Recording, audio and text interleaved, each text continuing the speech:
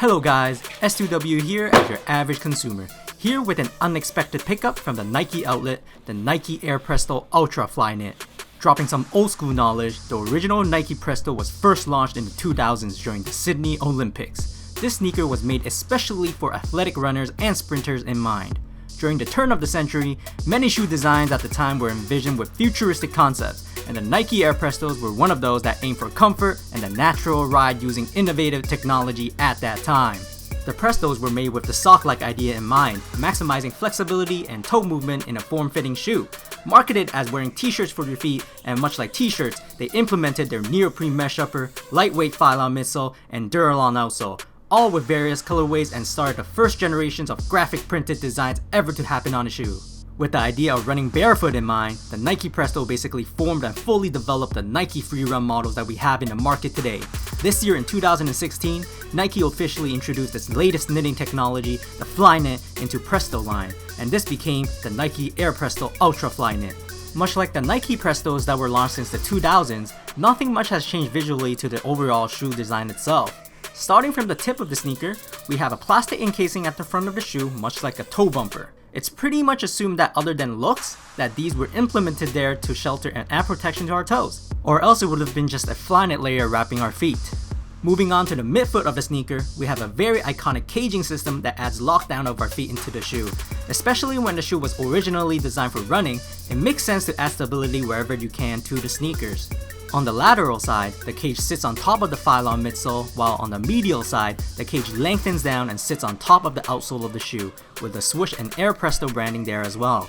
Something important to note is that the shoe curves inwards on the medial side of the shoe too, creating an arch on your feet and making the shoe look slimmer and sleek overall.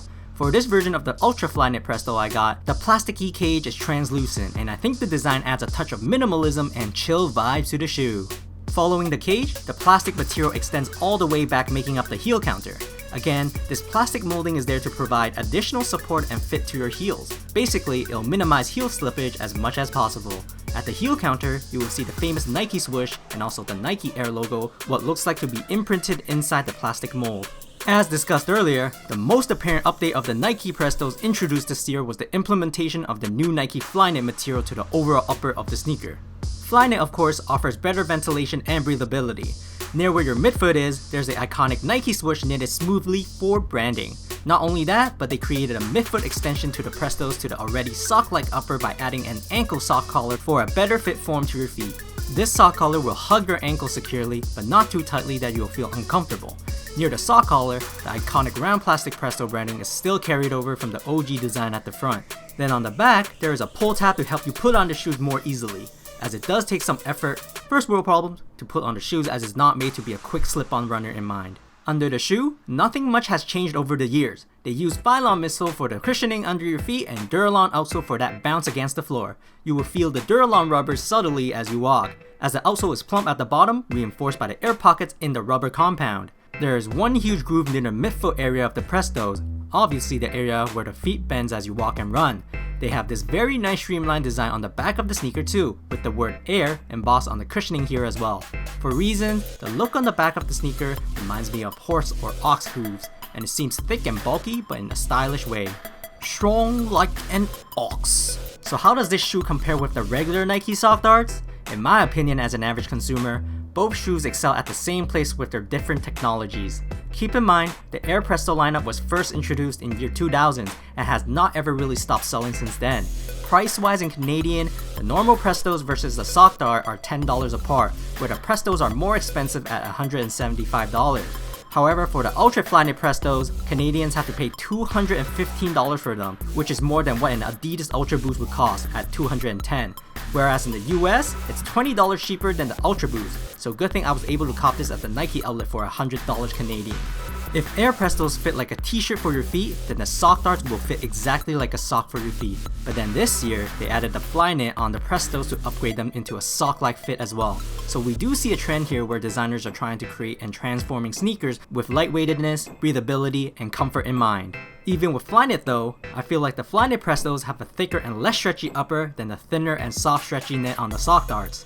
Keep in mind, Prestos do have laces and a cage to lock the midfoot down, made particularly for runners in mind, rather than a simple strap found on the sock dart that really serves for design purposes more than anything else. Both sneakers have the same Phylon foam cushioning, but in terms of comfort, I feel like most people would prefer Prestos a little more because of the Duralon rubber outsole, as you will feel a little more bounciness when you walk and run, whereas for the sock darts, it will feel a lot flatter and evenly level with motion. But personally, the sock dart just takes it away with their lightweightedness.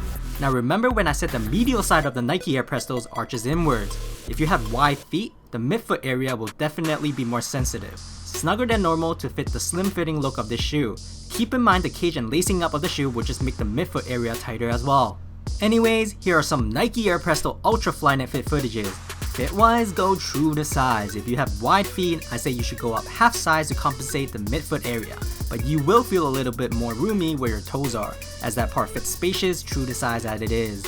Throw me some likes if you liked the video, and let me know in the comments if you dig the Flyknit version of these Nike Air Prestos, or would you rather just stick with the low cut Nike Air Prestos. That's it for today, S2W signing off.